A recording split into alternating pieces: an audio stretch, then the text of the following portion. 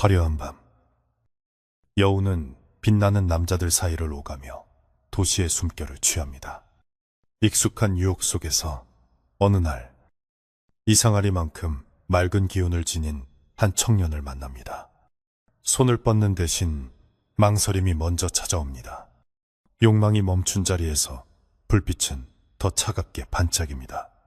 이 도시는 누구를 먹고 누구를 시험하는 걸까요? 옛날 아주 먼 옛날에 밤하늘의 별들이 땅으로 내려와 앉은 듯 찬란한 등불이 꺼지지 않는 도성이 있었습니다. 해가 서산으로 뉘엿뉘엿 넘어가고 어둠이 짙게 깔리기 시작하면 시골 마을들은 일찌감치 대문을 걸어 잠그고 깊은 잠에 빠져들었지만 임금님이 계신 이 도성만큼은 전혀 다른 세상으로 변모하곤 했습니다. 집집마다 처마 끝에 매달아 놓은 청사초롱이 붉고 푸른 빛을 토해내며 거리를 대낮처럼 환하게 밝혔고, 장터에는 물건을 사고 파는 사람들의 활기찬 목소리가 끊이지 않아 마치 밤을 잊은 듯 했습니다. 사람들은 이 화려한 불빛에 취해 밤이 주는 두려움을 잊었고, 그 밝음 뒤에 숨어있는 짙은 그림자 속에 무엇이 도사리고 있는지조차 알지 못한 채 흥청거리는 밤을 즐기기에 여념이 없었습니다. 이 화려한 도성의 밤거리 한복판에 문 남성들의 시선을 한 몸에 받는 여인이 있었으니 그녀의 이름은 홍주라고 불렸습니다. 홍주가 거리를 지날 때면 마치 봄바람에 흩날리는 벚꽃잎처럼 은은한 향기가 퍼져나갔고, 그녀의 치맛자락이 스치는 소리마저 옥구슬 굴러가듯 고운 소리를 냈기에 지나가는 사람들은 하던 일을 멈추고 그녀를 멍하니 바라보곤 했습니다. 비단결처럼 고운 검은 머리카락을 곱게 빗어넘기고 붉은 입술에 뽀얀 피부를 가진 그녀는 누가 보아도 귀한 집안의 여식이나 절세의 미인임이 분명해 보였습니다. 하지만 그녀의 눈동자 깊은 곳에는 사람이 가질 수 없는 기묘하고 서늘한 빛이 감돌고 있었는데, 그 빛에 홀린 사내들은 자신들의 혼이 빨려 들어가는 줄도 모르고 그녀의 뒤를 쫓아가고 싶어 안달이 났습니다. 홍주는 사실 사람이 아니라 천년을 묵어 꼬리가 9개 달린 구미호였으나 오랫동안 사람들의 정기를 취하며 수행한 덕분에 완벽한 사람의 모습을 하고 있었습니다. 그녀가 이토록 화려한 불빛이 넘실거리는 도성의 장터로 나온 이유는 단 하나, 사람이 되기 위한 마지막 관문을 통과하기 위해서였습니다.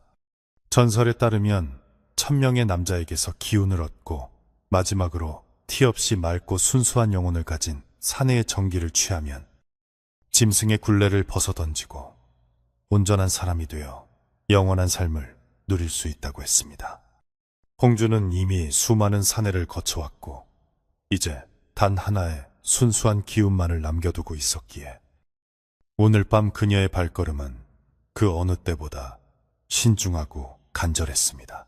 도성의 밤거리는 그녀에게 더할 나위 없이 좋은 사냥터였는데, 그것은 밝은 등불 아래 모여든 사람들 속에 욕망과 허영심이 가득 차 있었기 때문입니다. 비싼 비단 옷을 입고 거드름을 피우며 지나가는 양반 자제들이나 돈주머니를 두둑하게 채우고 술집을 드나드는 상인들은 홍주에게 손쉬운 먹잇감이었지만, 지금 그녀에게 필요한 것은 그런 탁하고 욕심에 찌든 기운이 아니었습니다. 그녀는 진흙 속에서 피어난 연꽃처럼 세속의 욕망에 물들지 않고 고결함을 간직한 단 하나의 영혼을 찾기 위해 수많은 인파 속을 헤치며 걷고 또 걸었습니다. 그녀의 붉은 치마가 등불 빛을 받아 마치 살아 움직이는 불꽃처럼 일렁거렸습니다. 홍주는 길게 늘어선 주막거리 앞을 지나가며 코를 찌르는 술 냄새와 고기 굽는 냄새에 잠시 미간을 찌푸렸습니다. 술에 취해 비틀거리는 사내들이 그녀를 보고 희롱 섞인 농담을 던지거나 음흉한 눈빛을 보냈지만 홍주는 그들을 거들떠보지도 않고 차가운 미소만을 남긴 채 발걸음을 옮겼습니다. 저런 자들의 기운은 썩은 물과 같아서 취해봤자 오히려 자신의 수행을 망칠 뿐이라는 것을 그녀는 너무나 잘 알고 있었기 때문입니다. 그녀는 소매 끝으로 코를 살짝 가리며 더 깊고 은밀한 곳, 혹은 더 맑은 기운이 흐르는 곳을 찾아 시선을 바삐 움직였습니다.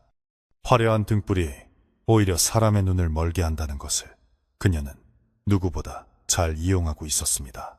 장터의 중심부에는 온갖 귀한 물건들이 진열되어 사람들의 눈을 현혹하고 있었는데, 금은보화가 반짝이는 장신구 가게 앞에는 화려하게 치장한 여인들과 그들의 환심을 사려는 사내들로 북적였습니다. 홍주는 그들 틈에 섞여 마치 물건을 구경하는 척하며 주변을 탐색했지만 느껴지는 기운들은 하나같이 탐욕스럽고 끈적거리는 것들뿐이라 실망감을 감출 수 없었습니다. 겉모습은 번지르르하고 예의 바른 척하지만 그들의 속내에는 오직 남보다 더 돋보이고 싶어하는 과시욕과 재물에 대한 집착만이 가득 차 있어 그녀가 찾는 맑은 영혼과는 거리가 멀어도 한참 멀었습니다. 홍주는 화려한 장신구들을 무심하게 바라보며 속으로 한숨을 삼켰습니다. 그때 저만치서 풍채 좋고 옷차림이 훌륭한 한 중년의 사내가 홍주에게 다가와 정중하게 말을 걸었습니다. 낭자, 이 늦은 밤에 홀로 어찌 이런 곳을 거니시오? 내 보아하니 귀한 댁의 여식 같은데 길을 잃으신 것은 아니오. 사내의 목소리는 기름지고 부드러웠으나 홍주의 예민한 감각에는 그 목소리 뒤에 숨겨진 흑심이 뱀처럼 덤리를 틀고 있는 것이 훤히 보였습니다. 그는 홍주의 미모에 반해 어떻게든 수작을 걸어보려는 수많은 사내 중 하나에 불과했고, 그의 몸에서 뿜어져 나오는 기운은 기름진 음식 냄새처럼 느끼하고 역겨웠습니다. 홍주는 부채를 펼쳐 입가를 가리며 눈웃음을 지어 보였지만 그 눈빛은 얼음장처럼 차가웠습니다. 염려해 주시니 감사하오나 저는 그저 이 밤의 정취를 즐기고 있을 뿐입니다. 갈 길을 알고 있으니 방해하지 마시지요.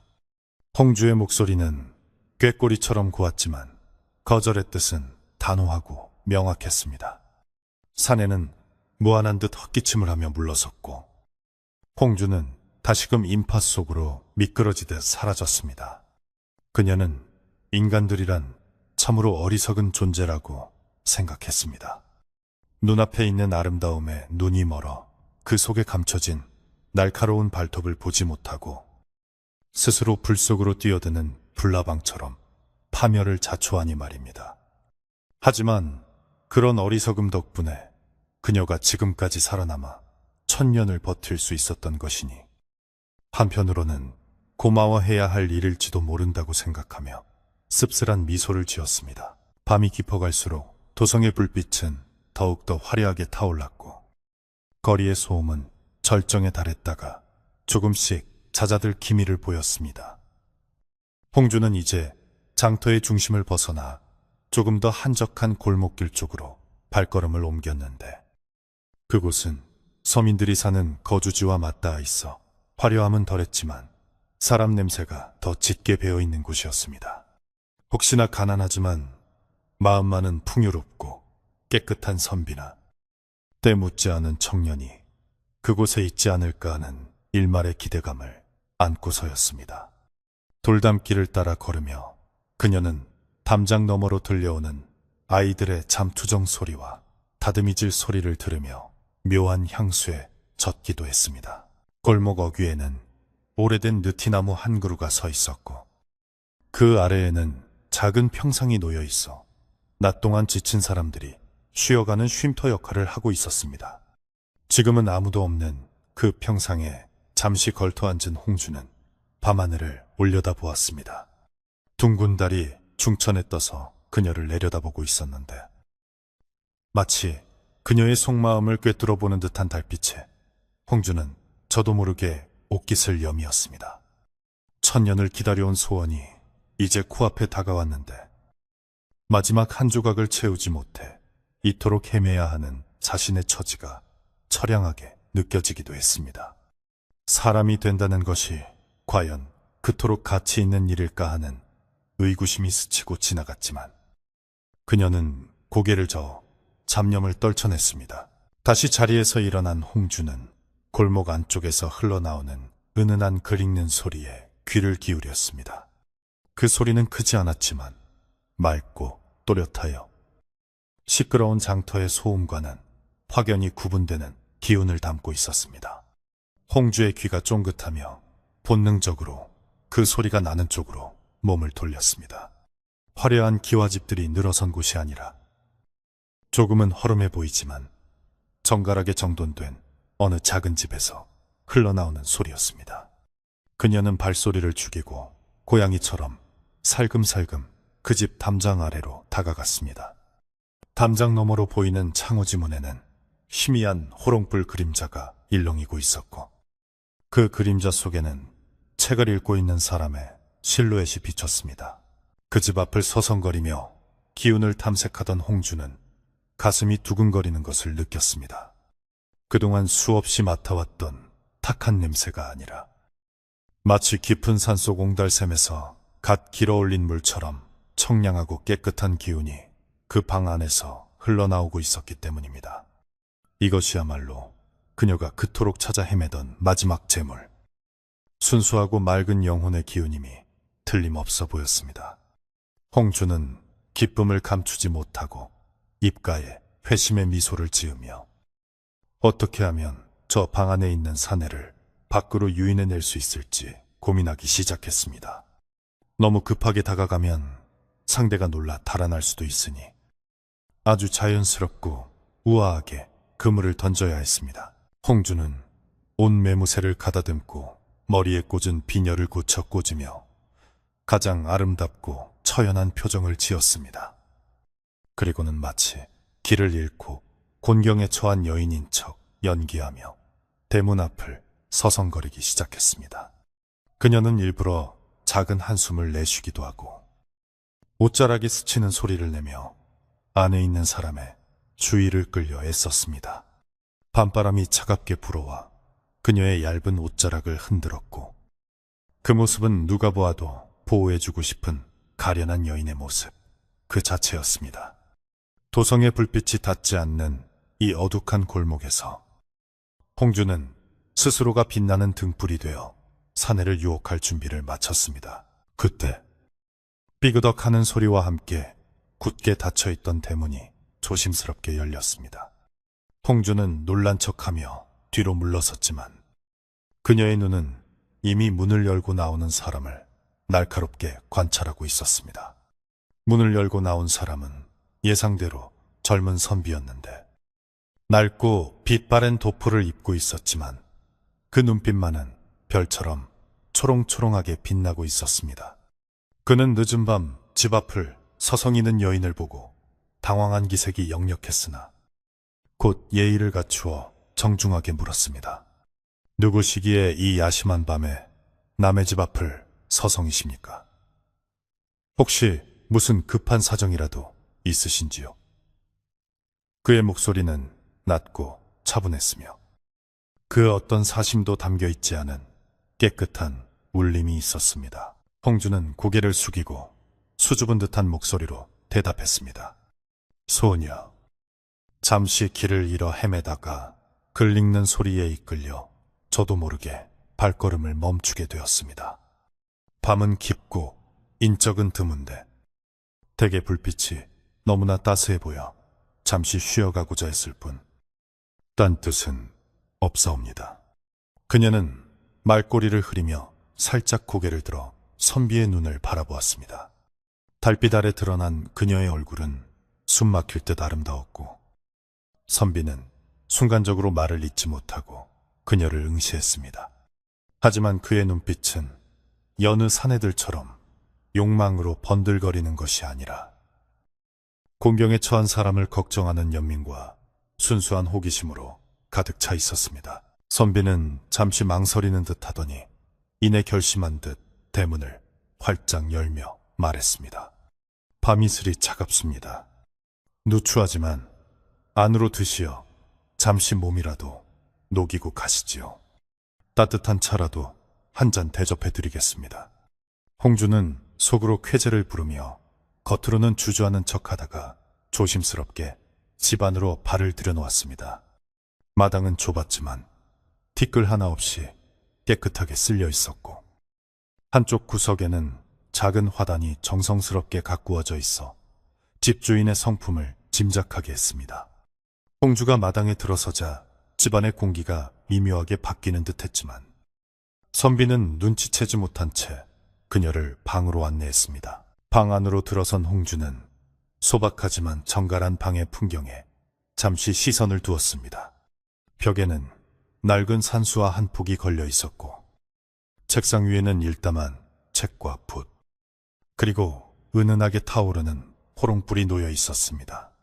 방 안가득 배어있는 묵향과 선비의 맑은 기운이 홍주의 코끝을 간지럽혔습니다. 그녀는 자리에 앉아 선비가 내오는 따뜻한 차를 받아 마시며 이 순진한 사냥감을 어떻게 요리할지 즐거운 상상에 빠졌습니다. 뜨거운 차가 목을 타고 넘어가며 몸을 데워주었지만 그녀의 마음속에는 차가운 사냥 본능만이 시퍼렇게 나를 세우고 있었습니다. 선비는 홍주의 맞은편에 앉아 조심스럽게 그녀를 살폈습니다. 보아하니 귀한 댁의 규수 같으신데 어찌하여 시종도 없이 홀로 다니십니까? 도성의 밤거리가 화려하다 하나 험한 일도 많은 법입니다. 선비의 걱정 어린 말에 홍주는 슬픈 표정을 지으며 거짓 이야기를 늘어놓았습니다. 부모님을 일찍 여의고 먼 친척집에 얹혀 살다가 구박을 견디다 못해 뛰쳐나왔다는 둥, 갈 곳이 없어 정처 없이 떠돌고 있다는 둥, 사람들의 동정심을 자극할 만한 이야기들을 청산유수처럼 쏟아냈습니다. 선비는 그녀의 이야기를 들으며 진심으로 안타까워하며 고개를 끄덕였습니다. 홍주가 이야기를 이어가는 동안 그녀는 은밀하게 자신의 매혹적인 향기를 방 안에 퍼뜨렸습니다. 그 향기는 사람의 마음을 무장해제시키고 판단력을 흐리게 만드는 요력이 담긴 것이었습니다. 하지만 이상하게도 선비는 그 향기에 취하기는커녕 오히려 더 맑고 또렷한 눈빛으로 그녀를 바라보며 경청하고 있었습니다. 홍주는 내심 당황했지만 선비의 기운이 워낙 맑고 강해서 그런 것이라 생각하고 더욱더 강한 요력을 실어 그를 유혹하려 들었습니다. 그녀는 몸을 살짝 앞으로 숙이며 선비와의 거리를 좁혔고 그녀의 붉은 치맛자락이 선비의 무릎에 살짝 닿았습니다. 선비님, 저를 불쌍히 여겨주셔서 감사합니다. 오늘 밤 갈 곳 없는 이 몸을 잠시라도 의탁할 수 있게 해주신다면 그 은혜는 죽어서도 잊지 않겠습니다. 홍주는 애절한 눈빛으로 선비의 손을 잡으려 했지만 선비는 정중하게 손을 뒤로 빼며 물러섰습니다. 남녀가 유별한데 어찌 함부로 손을 잡겠습니까? 낭자의 사정이 딱하니 아침이 밝을 때까지 건넌방을 내어드릴 테니 그곳에서 편히 쉬도록 하십시오. 선비의 태도는 단호하면서도 예의를 잃지 않았고 홍주는 그의 철벽 같은 방어에 혀를 내둘렀습니다. 하지만 쉬운 사냥감은 재미없는 법. 그녀는 오히려 승부욕이 불타오르는 것을 느꼈습니다. 그때 밖에서 갑자기 바람이 거세게 불며 창호지 문을 덜컹거리게 만들었습니다. 호롱불이 심하게 흔들리며 방 안에 기괴한 그림자를 만들어냈고 홍주의 그림자가 순간적으로 여우의 형상처럼 길게 늘어졌다 사라졌습니다. 선비는 잠시 흠칫하며 그림자를 바라보았지만 바람 탓이라 생각했는지 다시 평온한 표정으로 돌아왔습니다. 홍주는 가슴을 쓸어내리며 안도의 숨을 내쉬었습니다. 하마터면 정체를 들킬 뻔했지만 다행히 선비는 눈치가 없는 듯 했습니다.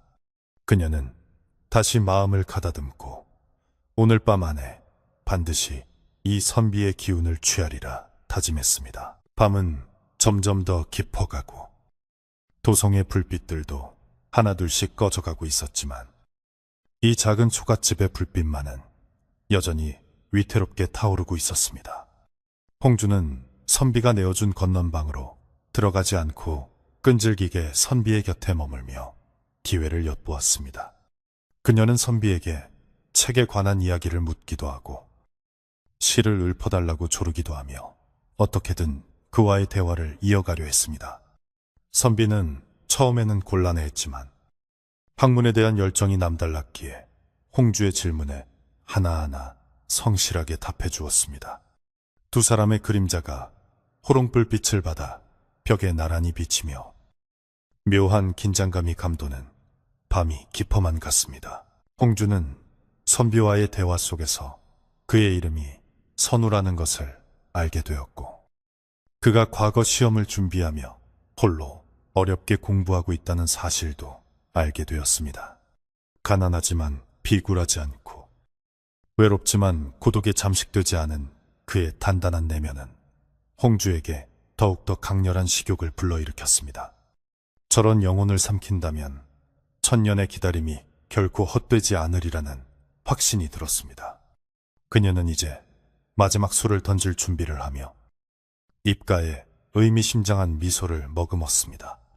화려한 도성의 불빛이 닿지 않는 이곳에서 가장 위험하고도 은밀한 사냥이 막 시작되려 하고 있었습니다. 그날 밤 홍주는 선비의 집에서 나오지 않고 새벽 닭이 울 때까지 머물렀습니다. 하지만 선비 선우의 단호하고도 예의 바른 태도에 가로막혀 그녀는 그를 범하지 못했고 결국 동이 터올 무렵 아쉬움을 뒤로한 채 집을 나서야만 했습니다. 밤새도록 방안을 감돌던 은은한 묵향과 선비의 청아한 기운이 홍주의 옷자락에 깊이 배어 있었기에 그녀는 돌아가는 길 내내 그 향기를 맡으며 입맛을 다셨습니다. 비록 첫날 밤 사냥에는 실패했지만 그녀는 조급해하지 않기로 했습니다. 서두르다 그릇을 깨뜨리는 것보다는 천천히 뜸을 들여 가장 맛있는 순간에 취하는 것이 천년 묵은 여우의 방식이었기 때문입니다. 홍주가 떠난 뒤 선우의 집 주변에는 기묘한 변화가 감지되기 시작했습니다. 평소 아침이면 활기차게 울어대던 참새들이 자취를 감추었고 마당 구석에 피어있던 이름 모를 들꽃들이 하룻밤 사이에 시들어 고개를 떨구었습니다. 이웃 사람들은 아침에 문을 열고 나오며 이유를 알 수 없는 서늘한 한기를 느꼈고 마치 보이지 않는 짙은 안개가 마을을 휘감고 있는 듯한 답답함을 호소했습니다. 사람들은 단순히 간밤에 날씨가 갑자기 추워진 탓이라 여기며 옷깃을 여미었지만 예민한 짐승들은 본능적으로 포식자의 기운을 감지하고 불안에 떨며 지저댔습니다. 해가 중천에 뜨고 장터가 다시 사람들로 북적이기 시작하자 홍주는 다시금 화려한 비단 옷으로 갈아입고 거리로 나섰습니다. 밤새 선비 생각에 잠을 설친 그녀였지만 겉모습은 여전히 눈부시게 아름다웠고 생기가 넘쳐 흘렀습니다. 그녀는 장터 곳곳을 누비며 선우에게 줄 선물을 고르기 시작했는데 이는 그에 대한 호의를 가장하여 다시 접근하기 위한 구실이었습니다. 최고급 종이와 먹, 그리고 선비의 기력을 보충해줄 귀한 약재들을 고르며 그녀는 자신도 모르게 콧노래를 흥얼거렸습니다. 그녀의 손길이 닿는 물건마다 요사스러운 기운이 스며들었지만 상인들은 그저 그녀의 미모에 홀려 값을 깎아주기에 바빴습니다. 한편 장터의 한 구석에는 돗자리를 깔고 지나가는 사람들의 점을 봐주는 늙은 할머니가 한 분 계셨습니다.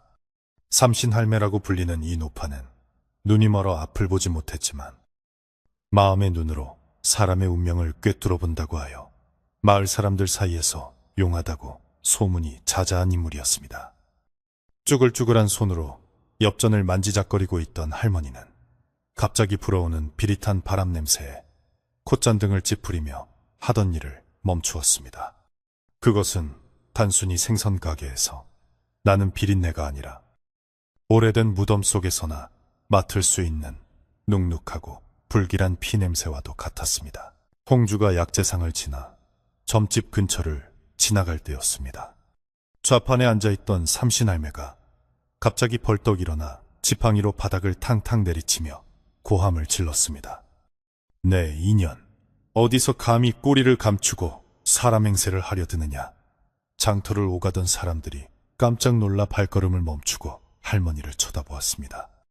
홍주는 잠시 당황하여 걸음을 멈췄지만 이내 평정심을 되찾고 아무 일도 없다는 듯 우아하게 미소 지으며 할머니에게 다가갔습니다.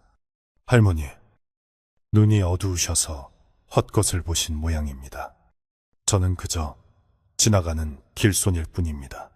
하지만 삼신 할매는 홍주의 사탕 발림 같은 목소리에도 아랑곳하지 않고 보이지 않는 눈으로 정확히 홍주가 서 있는 곳을 노려보았습니다.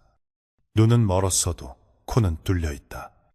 내년 몸에서 나는 누린내가 진동을 하는데 어찌 속이려 드느냐. 할머니의 목소리는 쩌렁쩌렁하게 울려 퍼졌고 주변에 모여든 사람들은 수근거리기 시작했습니다.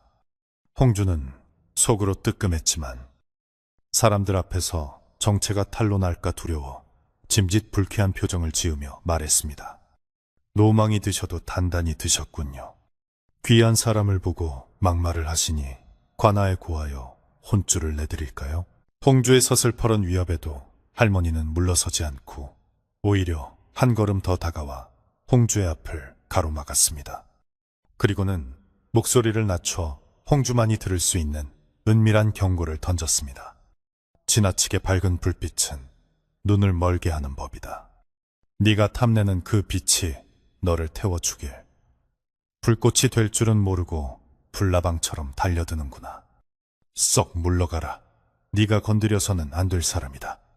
할머니의 말은 홍주의 가슴 깊은 곳을 찌르는 듯 섬뜩했지만 이미 욕망의 눈이 먼 홍주의 귀에는 그저 늙은이의 헛소리로만 들릴 뿐이었습니다. 주제넘은 참견은 그만두시지요. 내 앞길을 막는 것은 신이라 해도 용서치 않을 것입니다. 홍주는 차갑게 내뱉고는 할머니를 거칠게 뿌리치고 지나갔습니다. 할머니는 바닥에 주저앉으며 탄식을 내뱉었습니다. 아이고, 큰일이구나. 도성에 피바람이 불겠어. 저 요물이 기어코 사단을 내고야 말겠구나. 주변 사람들이 할머니를 부축하며 무슨 일이냐고 물었지만 할머니는 고개를 절레절레 흔들며 입을 다물었습니다. 하늘의 뜻을 거스를 수 없음을 알기에 그저 안타까운 마음으로 홍주의 뒷모습을 바라볼 뿐이었습니다. 할머니의 경고를 무시하고 길을 재촉하던 홍주는 기분이 몹시 상했습니다. 감히 하찮은 인간 따위가 천년을 수행한 자신의 앞길을 막으려 들다니 괘씸하기 짝이 없었습니다. 하지만 한편으로는 할머니의 말이 마음에 걸리기도 했습니다. 나를 태워주길 불꽃이라니. 그 순하고 맑은 선비에게 그럴 힘이 있을 리 만무했습니다. 홍주는 애써 불안감을 떨쳐내며 자신의 능력을 맹신하기로 했습니다. 지금까지 수많은 사내를 농락하고 기운을 취해왔지만 단 한 번도 실패한 적이 없었기에 이번에도 당연히 자신의 승리로 끝날 것이라 확신했습니다. 날이 어둑어둑해지자 홍주는 준비한 선물들을 챙겨들고 다시 선우의 집으로 향했습니다. 골목길에 들어서자 어제보다 더 짙은 어둠이 깔려 있었고 바람 소리는 마치 누군가 울부짖는 소리처럼 들려왔습니다. 선우의 집 대문은 굳게 닫혀 있었지만 방 안에서 새어나오는 불빛은 여전히 따스하고 맑았습니다. 홍주는 대문 앞에서 옷매무새를 가다듬고 숨을 깊게 들이마신 뒤 조심스럽게 문을 두드렸습니다. 선비님, 계십니까? 어제 신세졌던 여인이 옵니다. 잠시 후 삐그덕 소리와 함께 대문이 열리고 선우가 모습을 드러냈습니다. 그는 어제와 똑같은 옷차림에 똑같은 표정을 하고 있었지만 홍주를 보는 눈빛에는 약간의 경계심이 서려 있었습니다. 낭자께서 여긴 또 무슨 일이십니까? 날이 저물었는데 어찌 귀가하지 않으시고. 선우의 말에 홍주는 미리 준비해둔 거짓 눈물을 흘리며 호소했습니다. 선비님, 갈 곳 없는 저를 내치지 말아주세요. 친척집에서도 쫓겨나 오갈 데가 없습니다. 이 은혜는 제가 몸종이 되어서라도 갚겠습니다. 선우는 난처한 표정을 지으며 한숨을 내쉬었습니다. 마음 약한 그는 눈앞에서 울고 있는 여인을 매몰차게 내칠 수 없었습니다. 거참 딱한 사정이군요. 허나 외간 여인을 계속 집에 들이는 것은 도리에 어긋나는 일이라. 그가 망설이는 사이 홍주는 잽싸게 집 안으로 들어서며 말했습니다. 잠시만, 아주 잠시만 머물게 해주세요. 제가 밥도 짓고 빨래도 해드리겠습니다. 공부하시는데 방해되지 않도록 쥐 죽은 듯이 있겠습니다. 그녀는 들고 온 꾸러미를 내밀며 간절한 눈빛을 보냈습니다. 결국 선우는 홍주를 다시 받아들일 수밖에 없었습니다. 그는 그녀를 부엌 옆에 있는 작은 행랑채에 머물게 하고 자신은 본처에서 공부를 계속했습니다. 홍주는 겉으로는 얌전하게 집안일을 돕는 척했지만 밤이 깊어지면 본색을 드러낼 기회만을 엿보고 있었습니다. 그녀는 부엌에서 정성스럽게 저녁상을 차렸는데 음식 하나하나에 자신의 요력을 조금씩 불어넣었습니다. 이 음식을 먹으면 선우의 정신이 혼미해지고 의지가 약해져 자신의 유혹에 쉽게 넘어올 것이라는 계산이었습니다. 저녁상이 선우의 방으로 들어가고 홍주는 문 밖에서 숨을 죽이고 기다렸습니다. 달그락거리는 수저 소리가 들릴 때마다 그녀의 심장은 기대감으로 두근거렸습니다. 어서 먹어라. 어서 먹고 내 품에 안겨라. 그녀는 속으로 주문을 외우듯 중얼거렸습니다. 하지만 시간이 지나도 선우의 방에서는 아무런 기척이 없었고 홍주가 예상했던 몽롱한 기운도 느껴지지 않았습니다. 이상하게 여긴 홍주가 문틈으로 방 안을 들여다보니 선우는 밥상에는 손도 대지 않은 채 책만 읽고 있는 것이 아니겠습니까? 홍주는 초조해져서 문을 열고 들어가 물었습니다. 선배님, 입맛에 맞지 않으십니까? 어찌 식사를 하지 않고 계신지요? 선우는 책에서 눈을 떼지 않은 채 담담하게 대답했습니다. 공부에 집중하다 보니 끼니 때를 놓쳤소. 그리고 오늘은 속이 좋지 않아 밥 생각이 없구려. 낭자나 드시지요. 그의 목소리는 여전히 맑고 흐트러짐이 없었습니다. 홍주는 당황스러움을 감추고 물러나올 수밖에 없었습니다. 자신의 요력이 담긴 음식을 거부하다니.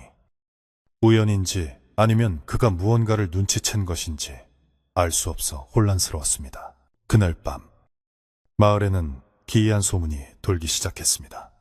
선운의 집 근처를 지나던 사람들이 붉은 안광을 빛내는 거대한 여우 그림자를 보았다는 이야기도 있었고 밤새도록 여자의 웃음소리와 울음소리가 번갈아 들려와 잠을 설쳤다는 사람도 있었습니다. 마을의 개들은 밤새 허공을 향해 지저대다가 아침이 되면 목이 쉬어 있었고 우물물은 핏빛처럼 붉게 변했다가 다시 맑아지는 변괴가 일어났습니다. 사람들은 두려움에 떨며 굿이라도 해야 하는 것 아니냐고 수군거렸지만 정작 선우의 집은 폭풍의 눈처럼 고요하기만 했습니다. 홍주는 밤이 깊어지자 다시금 선우의 방을 기웃거렸습니다. 이번에는 직접적인 유혹을 해보기로 마음먹었습니다. 그녀는 얇은 소복 차림으로 머리를 풀어헤치고 선우의 방문 앞에 앉아 구슬픈 노래를 부르기 시작했습니다. 그 노랫소리는 너무나 애절하고 고혹적이어서 듣는 이의 마음을 녹이고 홀려버릴 만큼 강력한 힘을 가지고 있었습니다.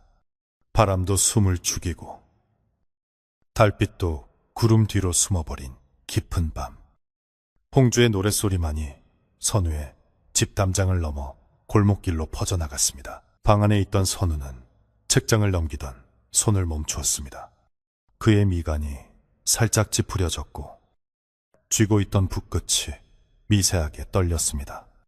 홍주의 요력이 점점 강해지면서 방 안의 결계를 조금씩 파고들고 있었던 것입니다. 선우는 깊은 한숨을 내쉬며 눈을 감고 마음을 다잡으려 애썼습니다.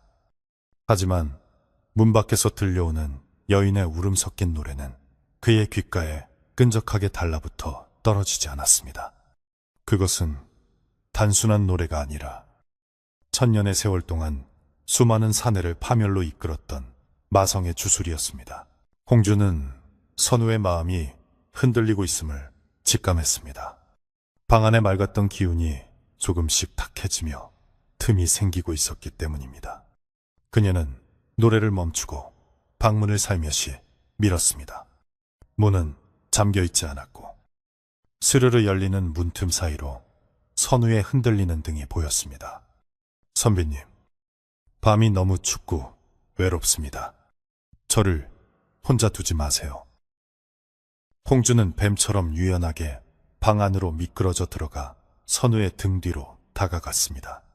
그녀의 손이 선우의 어깨에 닿으려는 순간 방 안의 호롱불이 파르르 떨며 꺼질 듯 말 듯 위태롭게 춤을 추었습니다. 그 순간 마을 어귀에 살던 삼신할매는 잠자리에서 벌떡 일어났습니다. 그녀의 눈앞에 시뻘건 불기둥이 선우의 집을 집어삼키는 환영이 보였기 때문입니다. 안 된다. 이대로 두면 그 아이가 위험해. 할머니는 지팡이를 짚고 다급하게 밖으로 뛰쳐나왔습니다. 하지만 늙고 병든 몸으로 언덕 위에 있는 선우의 집까지 가기에는 역부족이었습니다. 할머니는 바닥에 주저앉아 하늘을 향해 빌고 또 빌었습니다. 제발 그 맑은 영혼이 요물의 소나기에 넘어가지 않기를, 그가 가진 빛이 꺼지지 않기를 간절히 기도했습니다. 선우의 방 안, 홍주의 손가락이 마침내 선우의 도포자락에 닿았습니다. 그 순간 짜릿한 전류 같은 것이 홍주의 손끝을 타고 온몸으로 퍼져나갔습니다. 그것은 기대했던 따뜻한 온기가 아니라 마치 얼음장처럼 차갑고 날카로운 기운이었습니다. 홍주는 흠칫 놀라 손을 때려 했지만 이상하게도 손이 떨어지지 않았습니다. 마치 강력한 자석에 이끌린 듯 그녀의 손은 선우의 어깨에 단단히 고정되어 있었고 선우는 천천히 고개를 돌려 홍주를 바라보았습니다. 그의 눈동자는 더 이상 흔들리지 않았고 오히려 서늘할 정도로 침착하고 깊은 빛을 띠고 있었습니다. 낭자, 밤이 깊었습니다. 이만 돌아가시지요. 선우의 목소리는 낮았지만 그 안에는 거역할 수 없는 힘이 실려 있었습니다. 홍주는 본능적으로 공포를 느꼈습니다. 사냥감이라고 생각했던 토끼가 갑자기 호랑이로 변한 듯한 위압감이 그녀를 짓눌렀습니다. 하지만 그녀는 물러설 수 없었습니다.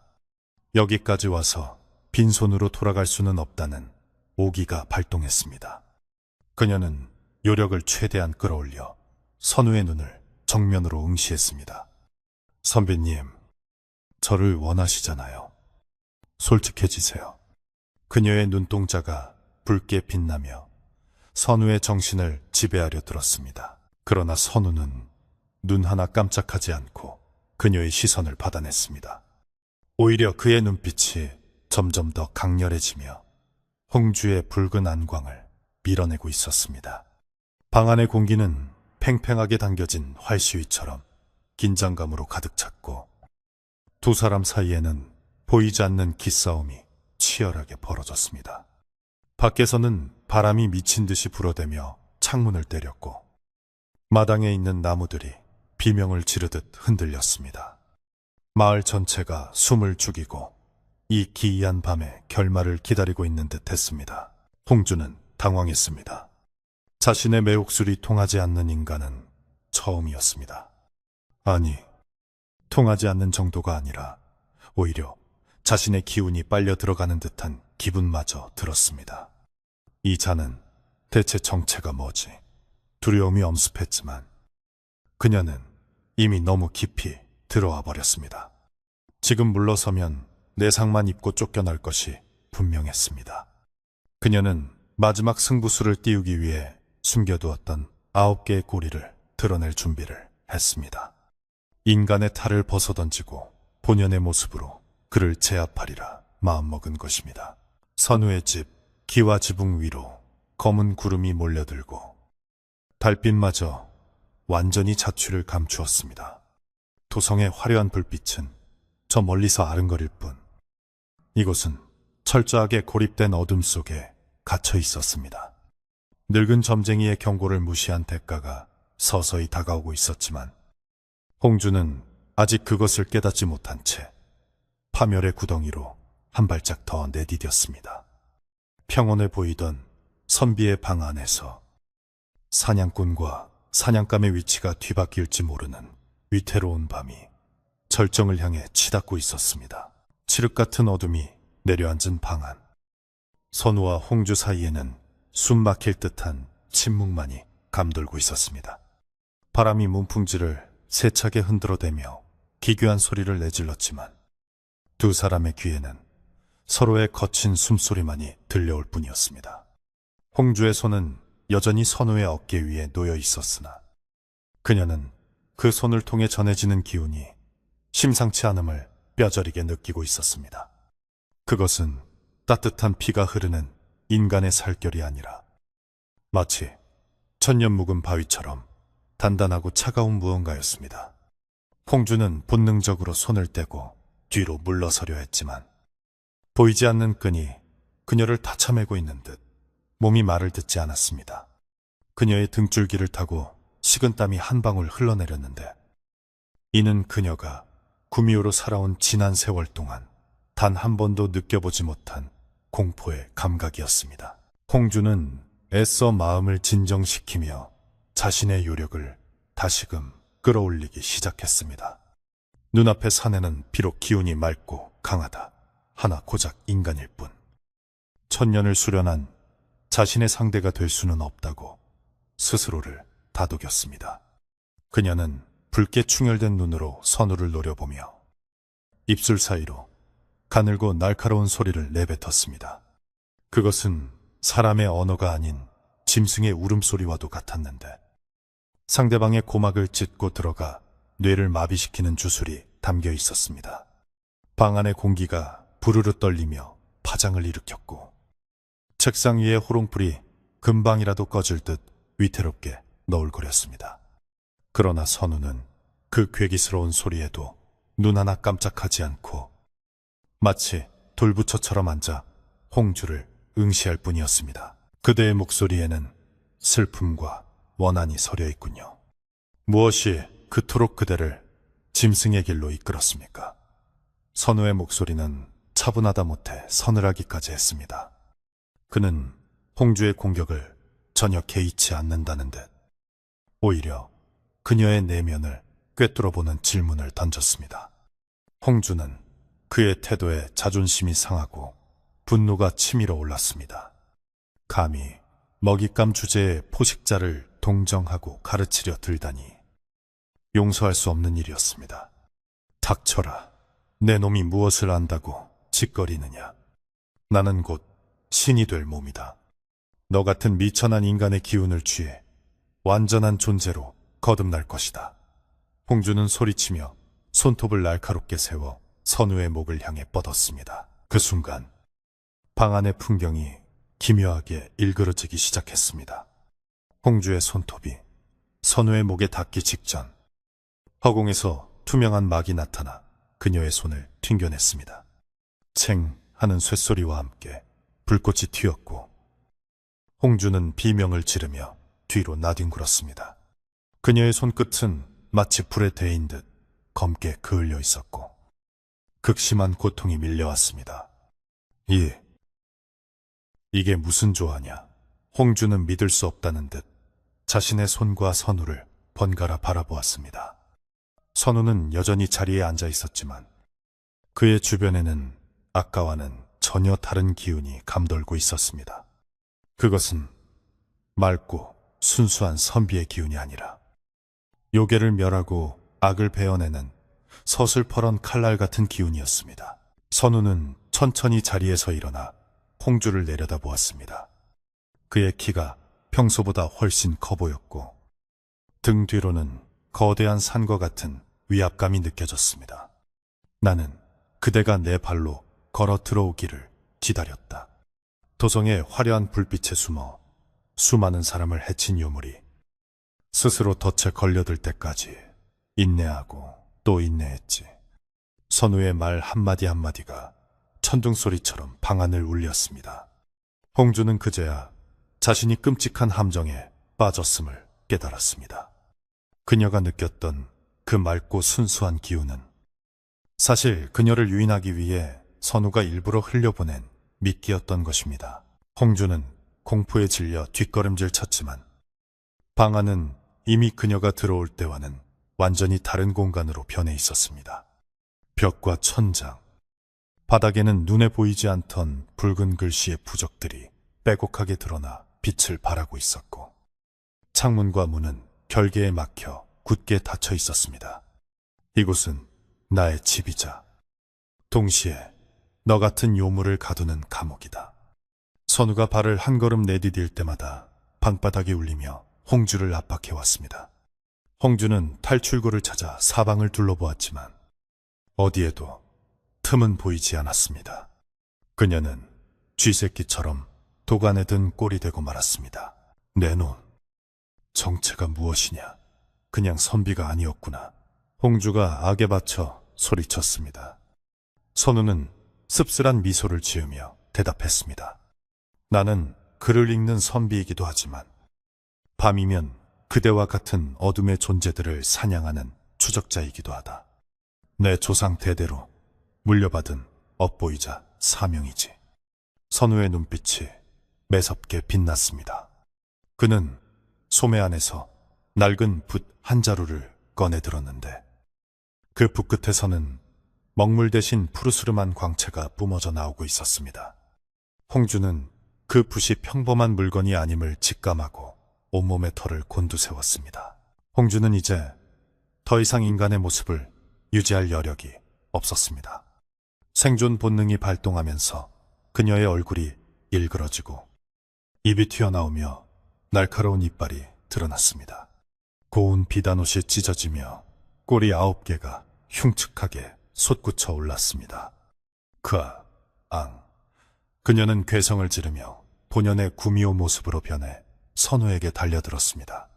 방안이 좁게 느껴질 만큼 거대한 여우의 형상이 그림자를 드리웠고 붉은 안광이 선우를 집어삼킬 듯 번뜩였습니다. 하지만 선우는 물러서지 않고 붓을 휘둘러 허공에 글자를 그렸습니다. 파포. 선우가 외침과 동시에 허공에 그려진 글자가 빛의 그물이 되어 홍주를 덮쳤습니다. 거대한 여우는 그물에 걸린 물고기처럼 퍼덕거렸지만 그물은 점점 더 조여들며 그녀의 움직임을 봉쇄했습니다. 홍주는 필사적으로 발버둥치며 요력을 뿜어냈지만 선우가 미리 설치해둔 결계는 꿈쩍도 하지 않았습니다. 오히려 그녀가 발버둥 칠수록 결계의 힘은 더욱 강해져 그녀를 바람했습니다. 방안은 눈부신 빛과 검은 요기가 뒤엉켜 아수라장이 되었고 밖에서는 천둥번개가 치며 하늘도 이 싸움에 동참하는 듯했습니다. 그 시각 마을 사람들은 잠을 이루지 못하고 공포에 떨고 있었습니다. 선우의 집 쪽에서 번쩍이는 불빛과 함께 짐승의 울부짖는 소리가 끊임없이 들려왔기 때문입니다. 사람들은 이불을 뒤집어 쓰고 제발 이 밤이 무사히 지나가기만을 빌었습니다. 하지만 점쟁이 삼신 할매만은 달랐습니다. 그녀는 마당에 정화수 한 그릇을 떠놓고 무릎을 꿇은 채 선우를 위해 기도를 올리고 있었습니다. 비나이다, 비나이다. 천지신명께 비나이다. 그 아이가 저 사악한 요물을 물리치고 부디 무사할 수 있도록 굽어 살펴 주소서. 할매의 간절한 기도는 바람을 타고 선우의 집으로 흘러들어갔습니다. 다시 선우의 방. 홍주는 바닥에 엎드러져 거친 숨을 몰아쉬고 있었습니다. 빛의 그물에 갇힌 그녀는 이제 손가락 하나 까딱할 수 없을 만큼 기력이 쇠해 있었습니다. 화려했던 구미호의 위용은 온데간데 없고 초라하고 상처 입은 짐승만이 남았습니다. 선우는 그녀에게 다가가 조용히 물었습니다. 천년을 살면서 네가 얻은 것이 고작 남을 해치고 빼앗는 기술뿐이었더냐? 어찌하여 그 긴 세월을 헛되이 보냈느냐? 선우의 꾸짖음은 홍주의 가슴을 후벼 팠습니다. 그녀는 분하고 억울해서 눈물을 흘렸지만 한편으로는 그의 말에 반박할 수 없음을 깨닫고 절망했습니다. 너는 네가 인간이 되고 싶어 한다고 했지. 하지만 네가 진정으로 원한 것은 인간의 따뜻한 마음이 아니라 인간이 가진 욕망과 쾌락이었을 뿐이다. 선우는 냉정하게 그녀의 치부를 드러냈습니다. 홍주는 고개를 저으며 부정하고 싶었지만 지난날 자신이 저지른 악행들이 주마등처럼 스쳐 지나갔습니다.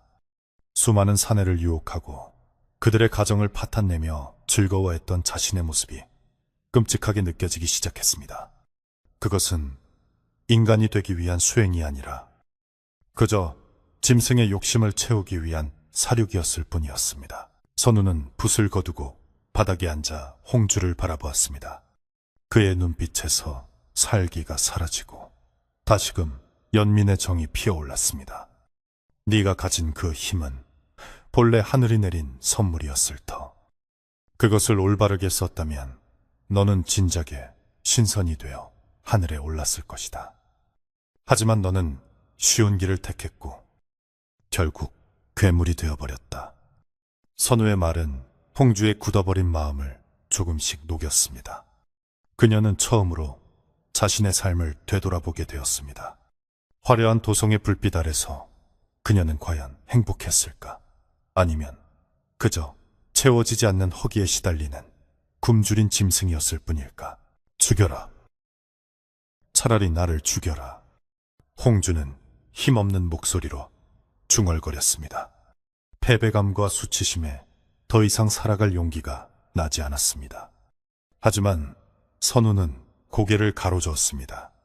죽음은 너무나 쉬운 도피다. 너는 살아서 네 죗값을 치러야 한다. 그리고 네가 뺏어간 기운들을 다시 주인들에게 돌려주어야 한다. 선우는 그녀에게 새로운 벌을 내릴 준비를 하고 있었습니다. 그것은 육체적인 고통보다 더 가혹하고 긴 인내의 시간이 필요한 벌이 될 것이었습니다. 방 안의 결계가 서서히 걷히고 부적들의 빛도 잦아들었습니다. 하지만 홍주는 도망칠 생각조차 하지 못했습니다. 이미 그녀의 마음은 선우에게 완전히 제압당했기 때문입니다. 선우는 자리에서 일어나 창문을 활짝 열었습니다.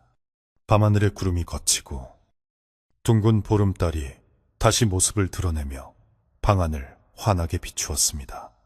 달빛을 받은 선우의 모습은 마치 하늘에서 내려온 선인처럼 고결해 보였고 그 앞에 엎드린 홍주는 한없이 작고 초라해 보였습니다. 선우는 밤하늘을 올려다보며 깊은 숨을 들이마셨습니다. 맑고 차가운 공기가 폐부 깊숙이 들어와 싸움의 열기를 식혀주었습니다. 홍주야, 너는 알지 못했다. 진정한 빛은 화려한 등불이 아니라 사람의 마음 속에 있는 양심이라는 것을. 선우의 독백이 달빛에 섞여 흩어졌습니다. 홍주는 그 말을 듣고 하염없이 눈물을 흘렸습니다. 그녀가 그토록 찾아 헤매던 빛이 바로 눈앞에 있었지만 그녀는 그것을 알아보지 못하고 껍데기만 돌았던 것입니다. 이제 밤은 끝나가고 새벽이 다가오고 있었습니다. 멀리서 첫 닭의 울음소리가 들려왔고 마을은 다시 깨어날 준비를 하고 있었습니다. 하지만 이 방 안에서의 시간은 아직 멈춰 있었습니다. 선우는 홍주의 처분을 놓고 마지막 고민에 빠졌고 홍주는 자신의 운명을 기다리며 숨죽이고 있었습니다. 이 싸움의 끝이 단순히 승패를 가리는 것이 아니라 서로의 영혼을 구원하는 길이 될 수 있을지 아니면 영원한 파멸로 이어질지는 아직 아무도 알 수 없었습니다. 선우는 홍주에게 다가가 손을 내밀었습니다. 일어나라. 이제 모든 것을 제자리로 돌려놓을 시간이다. 홍주는 떨리는 눈으로 그의 손을 바라보았습니다. 그 손은 그녀를 처참했던 덫이기도 했지만 동시에 구원의 동아줄이기도 했습니다. 그녀가 조심스럽게 손을 뻗으려는 찰나 홍주의 몸 안에서 검은 연기가 피어오르며 그녀를 괴로움에 몸부림치게 만들었습니다. 그녀가 삼켰던 수많은 탁한 기운들이 주인을 잃고 폭주하기 시작한 것입니다. 으악, 뜨거워. 내 몸이 타들어간다. 홍주는 바닥을 구르며 비명을 질렀습니다. 선우는 다급하게 그녀의 이마에 손을 얹고 주문을 외웠습니다. 진정해라. 마음을 비워야 산다. 하지만 홍주의 몸은 이미 통제 불능 상태였습니다. 그녀의 욕망이 만든 독이 그녀 자신을 집어삼키려 하고 있었습니다. 선우는 자신의 내공을 쏟아부어 그녀의 폭주를 막으려 했지만 천년 묵은 요기가 터져나오는 힘은 상상을 초월했습니다. 방 안의 가구들이 덜컹거리고 기와장이 떨어져 나갈 듯 지붕이 들썩거렸습니다. 이것은 단순한 제압으로 끝날 일이 아니었습니다. 선우는 목숨을 건 최후의 의식을 치러야 함을 직감했습니다. 그는 재빨리 품에서 붉은색 비단 주머니를 꺼내 홍주의 가슴 위에 올려놓았습니다. 이것은 내가 평생을 모아온 순양의 기운이다. 이것으로 네 몸 안의 독을 중화시켜야 한다. 하지만 네가 조금이라도 딴 마음을 품는다면 이 기운은 너를 태워 재로 만들 것이다. 선우의 경고는 엄중했습니다. 홍주는 고통 속에서도 고개를 끄덕였습니다. 이제 그녀에게 선택의 여지는 없었습니다. 살기 위해서가 아니라 고통을 끝내기 위해서라도 그의 뜻을 따라야 했습니다. 선우의 손에서 눈부신 빛이 뿜어져 나오며 홍주의 몸을 감싸 안았습니다. 밤새도록 이어진 사투는 이제 마지막 절정을 향해 치닫고 있었습니다. 도성의 화려한 불빛 뒤에 가려져 있던 진실이 드러나고 거짓된 욕망이 무너져 내리는 순간이었습니다.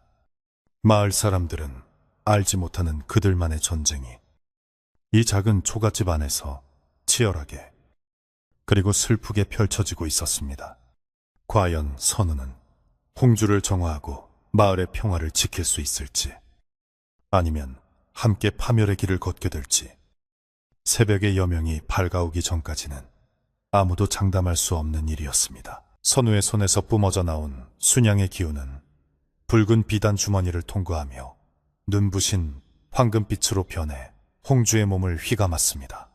그것은 마치 한겨울 얼어붙은 대지를 녹이는 봄의 햇살처럼 따스하면서도 어둠을 한치도 용납하지 않는 정오의 태양처럼 강렬했습니다. 홍주의 몸속에서 날뛰던 검은 요기들은 이 거대한 빛의 기운에 눌려 비명을 지르며 밖으로 튀어나오려 발버둥쳤습니다. 방 안은 빛과 어둠이 뒤엉켜 소용돌이쳤고 그 충격으로 인해 문풍지가 찢어지고 석가래의 먼지가 하얗게 일어났습니다. 선우는 이마에 송골송골 맺힌 땀방울을 닦을 새도 없이 온 정신을 집중하여 기운의 흐름을 조절하며 홍주가 완전히 잠식되지 않도록 버티고 또 버텼습니다. 크아, 내 몸이, 내 천년의 공력이.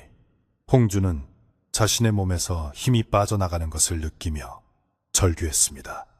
그녀가 그토록 소중히 여기며 모아왔던 사내들의 정기는 사실 그녀를 살찌우는 영양분이 아니라 영혼을 썩게 만드는 독이었습니다. 선우의 순수한 기운은 그 독을 중화시키며 홍주의 영혼 깊숙이 박혀있던 집착의 뿌리를 뽑아내고 있었습니다.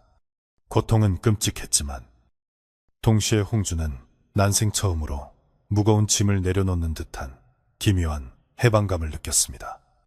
뼈를 깎는 아픔 뒤에 찾아오는 시원함. 그것은 타락한 짐승이 다시 순수를 되찾기 위해 치러야 할 필연적인 산고와도 같은 것이었습니다. 요란한 소리와 함께 집 전체가 들썩거리자 깊은 잠에 빠져있던 마을 사람들이 하나둘씩 깨어나기 시작했습니다. 이게 무슨 소리야? 지진이라도 난 건가?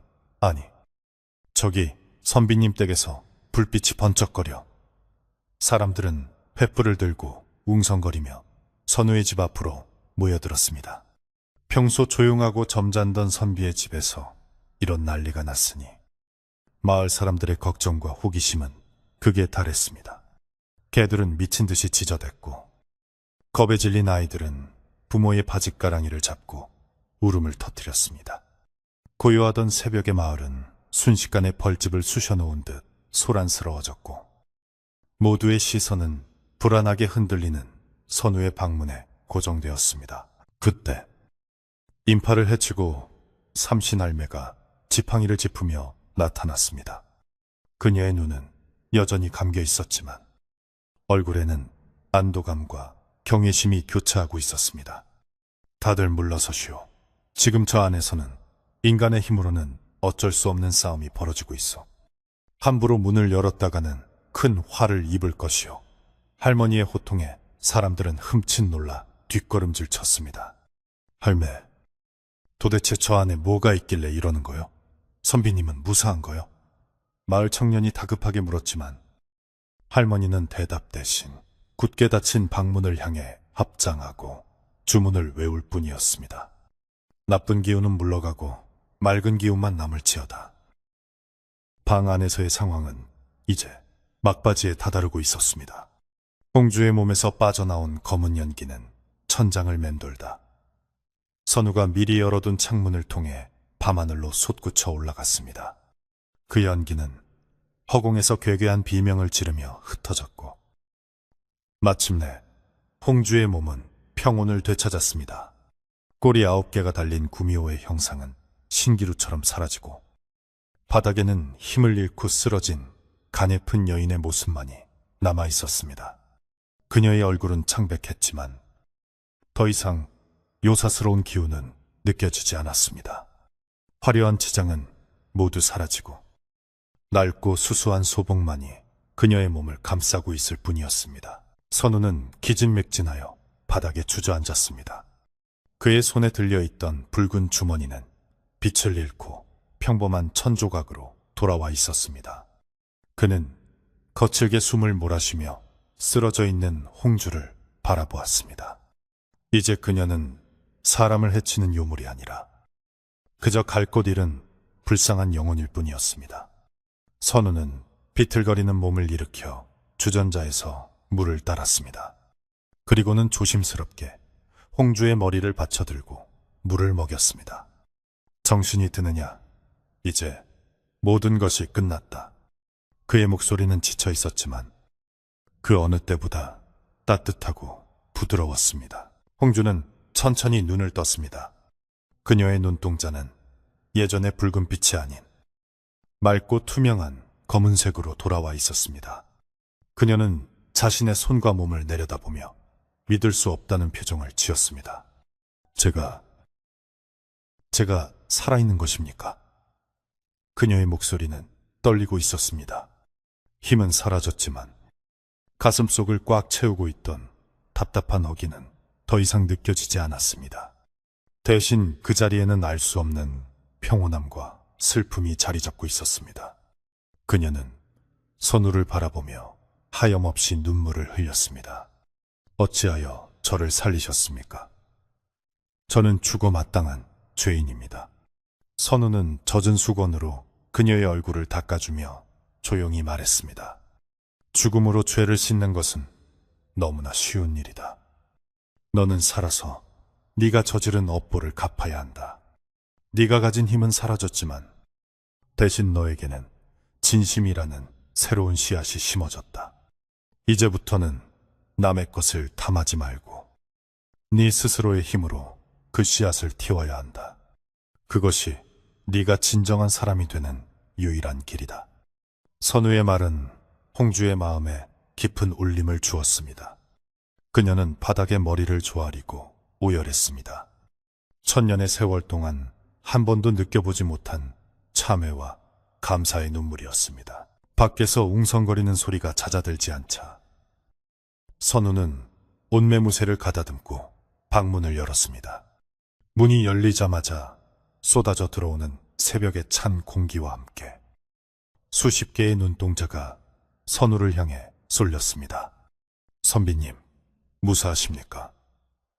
방금 그 불빛과 소리는 다 무엇입니까? 사람들은 앞다투어 질문을 쏟아냈습니다. 선우는 미소를 지으며 손을 들어 그들을 진정시켰습니다. 모두 걱정 끼쳐드려 죄송합니다. 제 수행이 부족하여 길을 다스리는 중에 잠시 소란이 있었습니다. 이제 다 해결되었으니 안심하고 돌아가셔도 됩니다. 그때 삼신 할매가 앞으로 나서며 선우의 뒤에 웅크리고 있는 홍주를 가리켰습니다. 저 여인은 누구인가? 아까 그 요상한 기운이 저 여자에게서 나온 것이 아닌가? 할머니의 날카로운 지적에 사람들의 시선이 일제히 홍주에게 쏠렸습니다. 홍주는 부들부들 떨며 고개를 들지 못했습니다. 만약 여기서 그녀의 정체가 탄로난다면 이런 때 분노한 마을 사람들에게 돌을 맞아 죽을 수도 있는 상황이었습니다. 선우는 조용히 홍주의 앞을 막아서며 단호하게 말했습니다. 이 여인은 병이 들어 잠시 제게 의탁했던 친척입니다.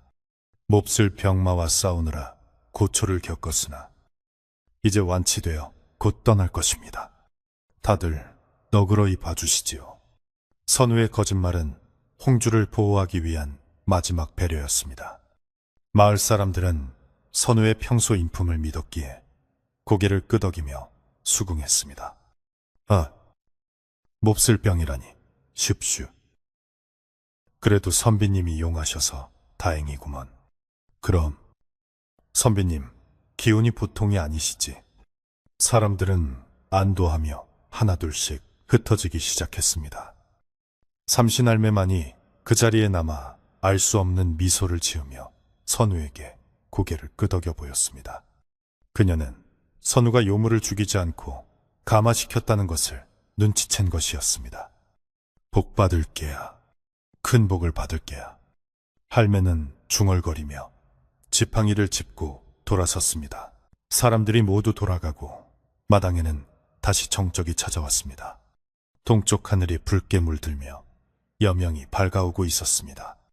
선우는 방 안으로 들어와 홍주에게 작은 보따리를 내밀었습니다. 그 안에는 약간의 노잣돈과 주먹밥, 그리고 낙지만 따뜻한 옷 한 벌이 들어 있었습니다. 날이 밝았다. 사람들이 더 깨어나기 전에 이곳을 떠나거라. 도성은 네가 있을 곳이 아니다. 깊은 산속 암자나 인적 드문 시골로 가서 흙을 만지고 땀을 흘리며 정직하게 살아가거라. 홍주는 보따리를 받아들고 일어섰습니다. 다리가 후들거렸지만 그녀는 이를 악물고 버텼습니다. 그녀는 선우에게 큰 절을 올리며 마지막 인사를 건넸습니다. 선비님의 은혜, 죽어서도 잊지 않겠습니다. 비록 짐승의 몸으로 태어났으나 남은 생은 사람보다 더 사람답게 살다 가겠습니다. 부디 강건하십시오. 그녀의 목소리에는 더 이상 요염함도 가식도 없었습니다. 오직 진심만이 담긴 담백한 목소리였습니다. 선우는 아무 말 없이 고개를 끄덕이며 그녀의 결심을 응원했습니다. 홍주는 대문을 나서며 한 번도 뒤를 돌아보지 않았습니다. 화려한 도성의 불빛을 뒤로하고 그녀는 어둠이 걷히고 있는 새벽길을 향해 뚜벅뚜벅 걸어갔습니다. 그녀의 뒷모습은 천년 묵은 구미호의 위풍당당함 대신 초라하지만 단단한 인간의 모습을 닮아가고 있었습니다.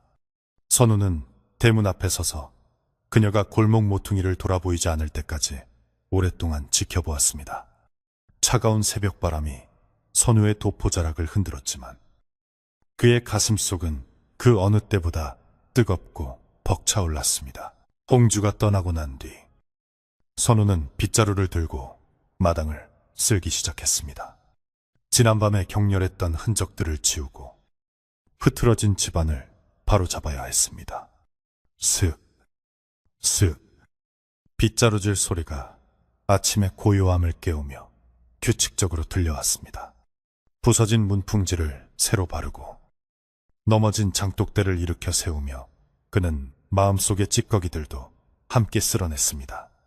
집은 다시 예전처럼 정갈하고 단정한 모습으로 돌아왔지만 그 공간을 채우는 공기는 훨씬 더 맑고 투명해져 있었습니다. 해는 완전히 떠올라 마을을 환하게 비추었습니다. 옆집 아주머니가 담장 너머로 고개를 내밀며 말을 걸었습니다.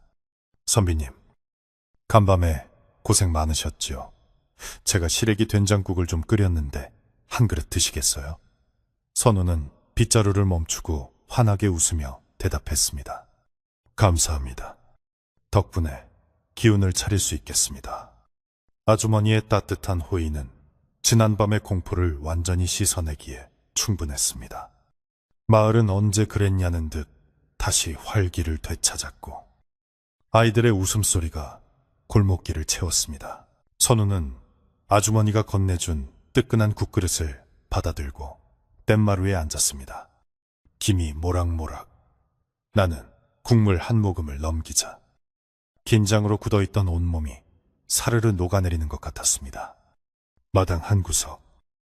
홍주가 머물렀던 자리에는 이름 모를 들꽃 한 송이가 밤사이의 소란 속에서도 꿋꿋하게 피어 아침 햇살을 받고 있었습니다. 선우는 그 꽃을 바라보며 생각했습니다. 어쩌면 그 꽃은 홍주가 남기고 간 마지막 선물, 혹은 그녀가 앞으로 피워내야 할 희망의 상징일지도 모른다고 말입니다. 이제 모든 것이 제자리로 돌아왔습니다. 화려한 도성의 불빛 뒤에 숨어있던 어두운 그림자는 사라졌고 선우의 집은 다시금 학문에 정진하는 선비의 맑은 기운으로 채워졌습니다. 하지만 선우는 알고 있었습니다. 세상에는 아직도 수많은 유혹과 어둠이 도사리고 있으며 자신은 언제든 붓 대신 검을, 책 대신 부적을 들어야 할지도 모른다는 것을. 그러나 두렵지는 않았습니다. 그에게는 이웃들의 따뜻한 정이 있었고 무엇보다 스스로를 지킬 수 있는 단단한 마음의 빛이 있었기 때문입니다. 계절이 바뀌어 차가운 바람이 물러가고 어느덧 남쪽에서 불어오는 따스한 훈풍이 도성의 얼어붙은 땅을 녹이기 시작했습니다. 홍주가 떠나고 마을을 뒤덮었던 기묘하고 서늘한 안개가 걷히자 사람들의 얼굴에도 다시금 생기가 돌았습니다.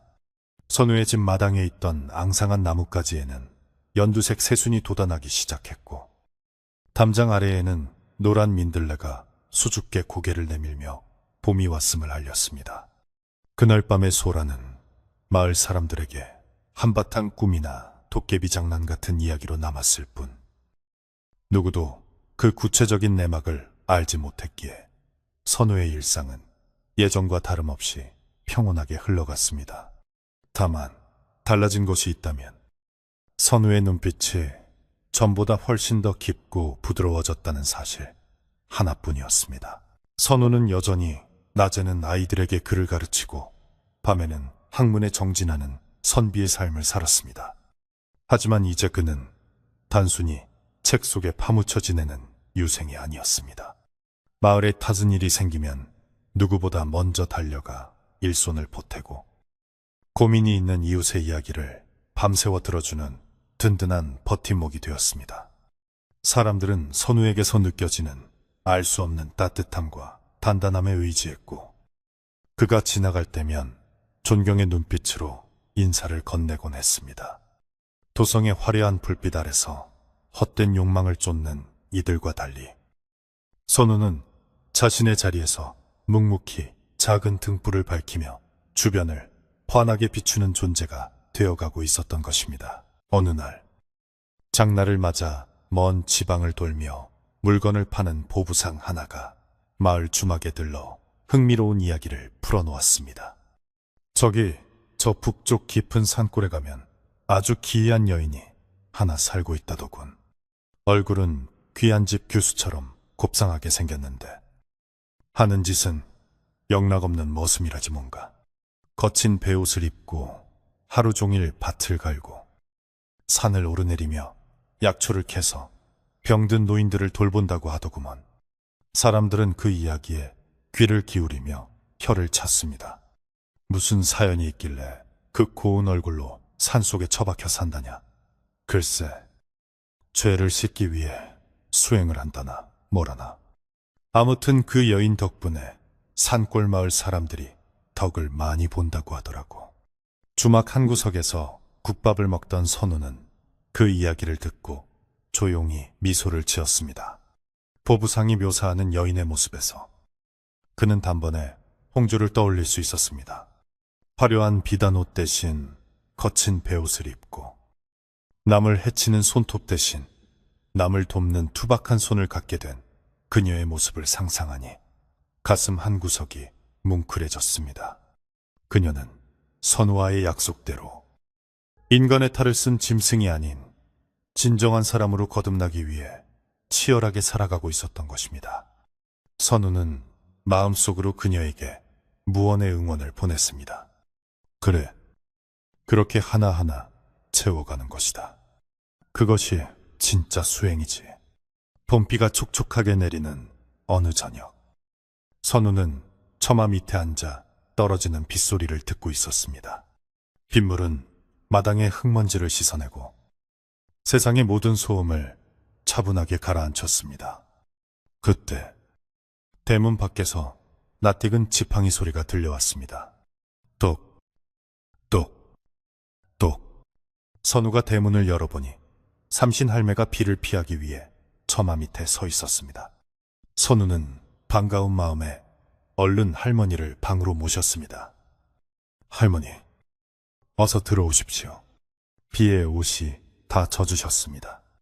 할머니는 사양하지 않고 방에 들어와 따뜻한 아랫목에 자리를 잡았습니다. 선우는 할머니에게 따뜻한 꿀물 한 그릇을 대접했습니다. 할머니는 김이 모락모락 나는 그릇을 두 손으로 감싸 쥐고는 선우를 향해 보이지 않는 눈을 맞췄습니다.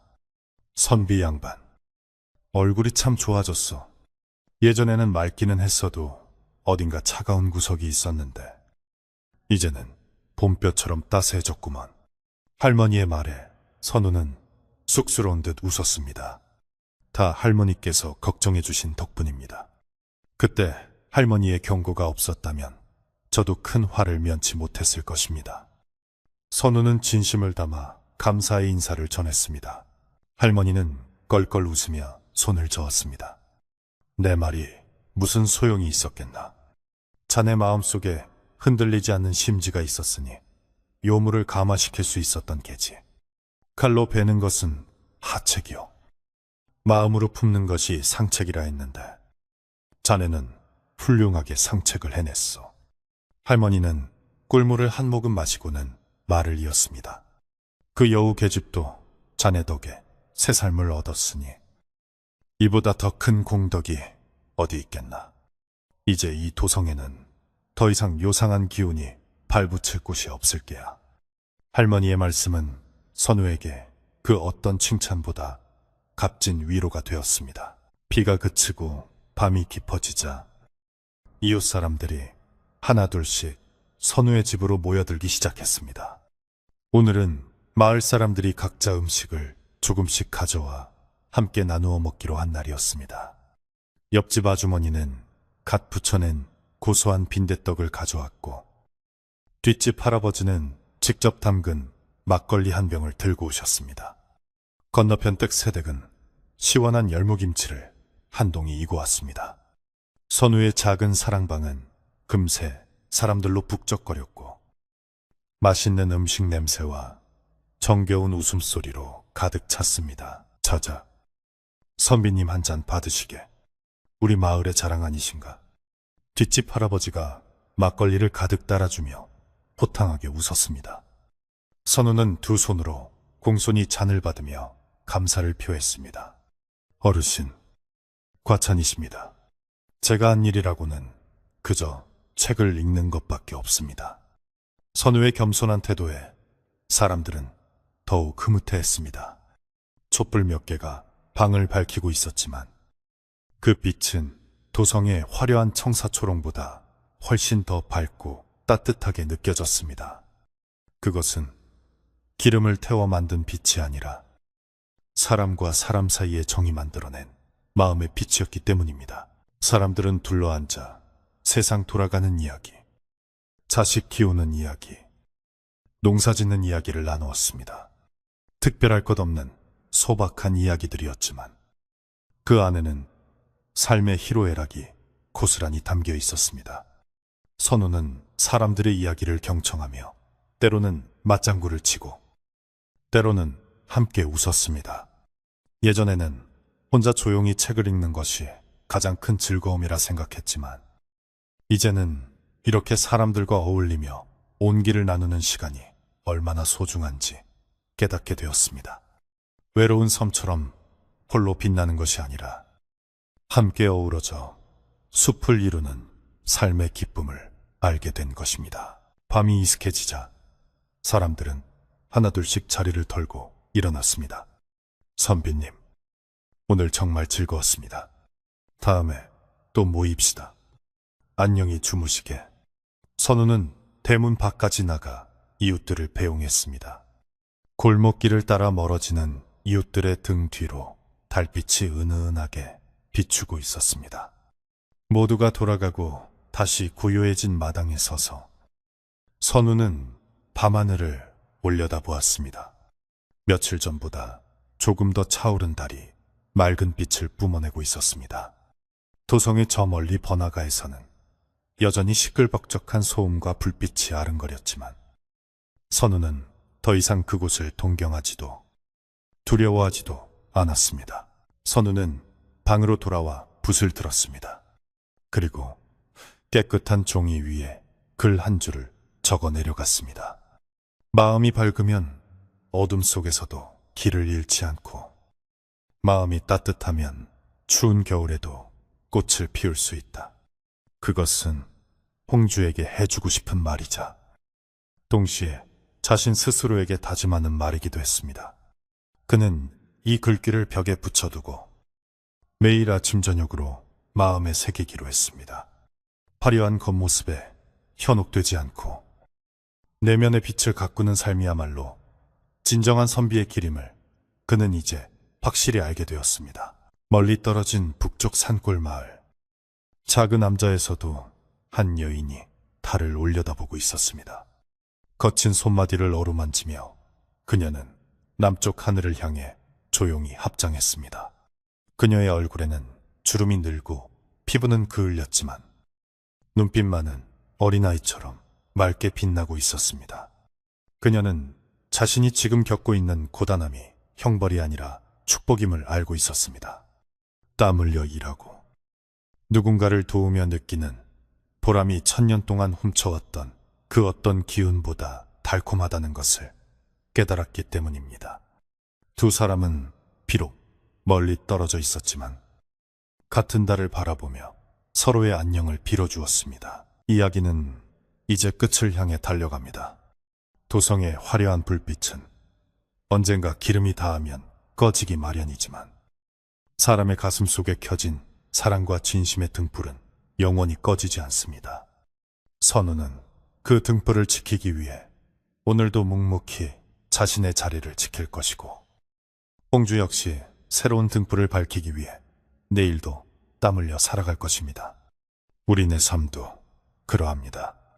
눈에 보이는 화려함보다는 곁에 있는 사람과 나누는 따뜻한 눈빛 하나, 말 한마디가 더 소중한 빛이 되어 우리를 지켜줄 것입니다. 선우는 마지막으로 방 안에 호롱불을 끄고 자리에 누웠습니다. 방 안은 어두워졌지만 창호지 문을 통해 들어오는 은은한 달빛이 그의 이불자락을 덮어주었습니다. 풀벌레 소리가 자장가처럼 들려오고 어디선가 불어온 밤바람이 풍경 소리를 댕그랑 울렸습니다. 그는 편안한 얼굴로 눈을 감으며 깊은 잠에 빠져들었습니다. 악몽도 유혹도 없는 평온한 꿈나라가 그를 기다리고 있었습니다. 그의 곁을 지키는 것은 서늘한 부적이나 결계가 아니라 이웃들이 남기고 간 훈훈한 정과 자신의 맑은 양심뿐이었습니다. 옛날 도성의 화려한 불빛 뒤에 숨겨진 이야기. 여우와 사냥꾼의 기묘한 인연은 이렇게 따뜻한 결말을 맺었습니다. 혹시 당신도 화려한 도시의 불빛에 지쳐 마음이 허전할 때가 있나요? 그럴 때는 창문을 열고 밤하늘을 올려다보세요. 그리고 당신의 마음속에 있는 작은 등불을 확인해 보세요. 그 빛이 여전히 따뜻하게 타오르고 있다면 당신은 그 어떤 어둠 속에서도 길을 잃지 않을 것입니다. 오늘 밤 선우와 홍주가 찾은 그 평화가 당신의 꿈속에도 깃들기를 바랍니다. 밤이 깊었습니다. 산도, 들도, 그리고 이야기 속의 마을도 모두 잠든 시간입니다. 이제 당신도 무거운 짐을 내려놓고 편안히 눈을 감으세요. 따뜻한 이불 속에서 내일 아침 떠오를 밝은 태양을 기다리며 부디 평안한 밤 보내시길 바랍니다. 당신의 꿈자리가 맑은 달빛처럼 고요하고 봄날의 햇살처럼 포근하기를 기원하며 이야기꾼은 여기서 물러가겠습니다. 안녕히 주무세요.